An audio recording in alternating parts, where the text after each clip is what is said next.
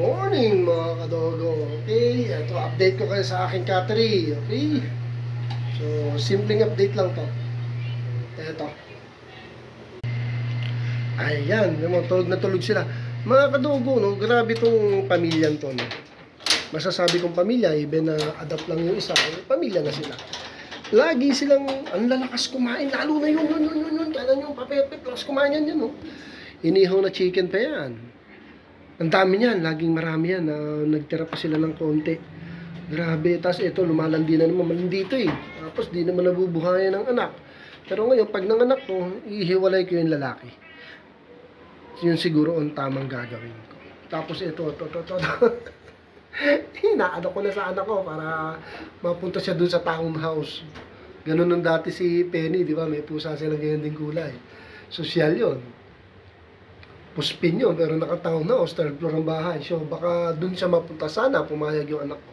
Pero kung hindi, hanap natin ng maganda-gandang amo. Kasi hindi talaga siya pwede dito. Marami akong ibon eh. Marami, baka kainin. Siyempre, natural lang yun. Mga pusa yan, hunter. So, para safe natin yung ibon, safe din sila. Dapat maiparehome para tayo, pag may nakita ulit tayong mga kitten sa daan, i-adapt ko ulit. Aalagaan at palalaki, tapos irerehome. Yun ang magiging isa kong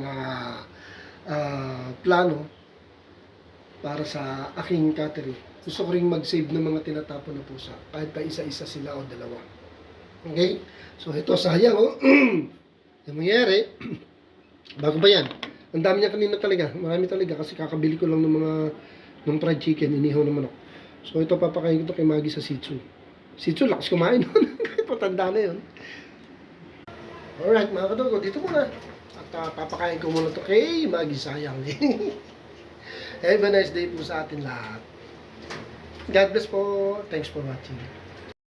Thank you for watching.